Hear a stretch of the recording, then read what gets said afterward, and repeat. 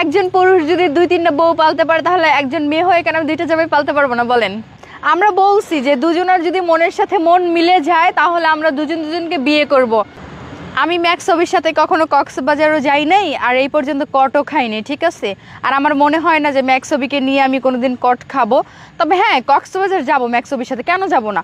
কাজ করি যেহেতু দুজন আমরা একসাথে, তো কক্সবাজার আমাদের শুটিং পড়তেই পারে। আমরা দুজন যেহেতু কাজ করতে যাব, তো আমাদের হচ্ছে একটা বোঝাপড়া আছে না যে কালকে কিভাবে শুটিং করবো, একটা মিটিং থাকতেই পারে রুমে।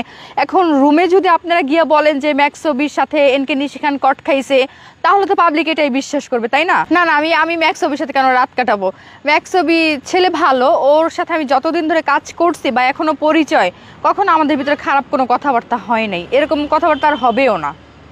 আমরা গেলে কাজের জন্যই যাব, ঠিক আছে?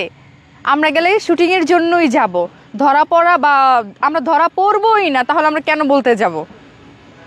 এখন ম্যাক্সবিকে কি বিয়ে করবেন নাকি আপনি? আল্লাহ, ম্যাক্সবিকে আমি মানে বিয়ে করবো কিনা এই সিদ্ধান্ত এখনো নেই। সাথে কাজ করতেছি, তো পরিচয় আছে, যদি কখনো হচ্ছে ওই যে মনে মনে যদি মিলে যায় তাহলে হতেও পারে, উপরওয়ালা চাইলে। বাসায় যদি আমার জামাই থাকে, আমার জামাই হয়েছে আমার জামাইয়ের জায়গায়, ঠিক আছে? আর আমার জামাই ম্যাক্সবি রিয়াজ আমার জামাইকে ভালো করে চিনে, আর তার সাথে তার প্রতিদিন কথা হয়, আর আমার সাথেও যে তার কি কথা হয় বা কেমনি কি সেটাও আমার জামাই জানে।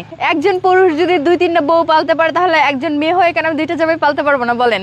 অভি আমার প্রথম স্বামী হবে কিনা দ্বিতীয় স্বামী হবে সেটা আমি বলতে পারি না, তবে হচ্ছে মনের সাথে মন হয়তোবা কোনোদিন মিলবে না আমাদের, কারণ আমার যে হাজব্যান্ড সে আমাকে অসংখ্য পরিমাণ ভালোবাসে, আমিও তাকে অসংখ্য পরিমাণ ভালোবাসি। তো একজন মানুষ এক জায়গা থেকে অবহেলা পাইলে কিন্তু আর এক জায়গায় যায়, তাই না?